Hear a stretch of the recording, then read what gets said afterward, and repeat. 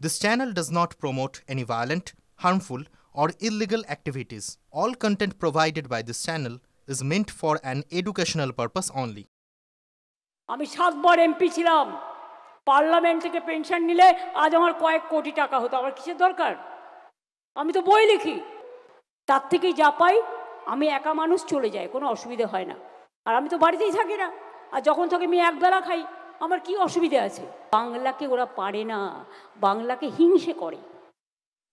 আর আমি বলি বাংলাকে যত হিংসে করবে বাংলা তত এগোবে। এগিয়ে বাংলা, ক্ষমতা থাকলে বাংলাকে পেছানোর চেষ্টা করো, পারবে না। টাকা পয়সা তো বন্ধ করে দিয়েছো, আর এসে এসে মানুষের ঘরে গিয়ে ভোটের আগে এই তোকেই টাকা দেবো, হ্যাঁ ভোটটা আমায় দিস। বল তোমাকে কি দেবো বলো? তুমি আমার বাংলা ভাষাকে ধরে ধরে মারছো, রাজবংশীদের উপর অত্যাচার করছো, আর ইলেকশনের আগে বলবে না না ঠিক আছে আমি আইনটা উইথড্র করে নিলাম, আর ইলেকশনের পরে এনআরসি, আর ক্যা করে অন্য লোকেদের টাটা করবে। এটা হবে না। টিচার আপনারা দেখেছেন কোর্টের রায়ে যেগুলো বন্ধ হয়ে গেছিল, পরীক্ষা নেওয়া শুরু হয়েছে, গ্রুপ সি গ্রুপ ডিরও নোটিফিকেশন হয়েছে।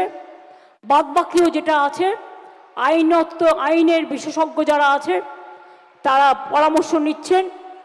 আইনের জটিলতা কেটে গেলেই আমরা আইন অনুযায়ী চেষ্টা করব সাথে থাকার মানে এর থেকে বেশি আমি বলতে পারি না আইনের ভাষায়। দ্বিতীয়ত হচ্ছে, আমি এখনো মনে করি 35,000 পোস্ট আমরা করেছি অ্যাডভার্টাইজমেন্ট, কিন্তু আরও 21,000 পোস্ট খালি আছে। এইটা কমপ্লিট হয়ে গেলে বাদবাকিটা আবার দেখে দেবো। করবেন কি, যখনই আপনি টিচার রিক্রুটমেন্ট করতে যাচ্ছেন, কেউ না কেউ কোর্টে গিয়ে একটা পিল গিলে খেয়ে নিচ্ছে, একটা পিল করছে আর আটকে দিচ্ছে। আরে ছেলে মেয়েদের চাকরির প্রয়োজন নেই, আমি তো দিতে চাই, তোমরা কোর্টে যাচ্ছ কেন? কোর্টে গিয়ে আটকাচ্ছ কেন? যাও ভোটে যাও, মানুষের কাছে যাও।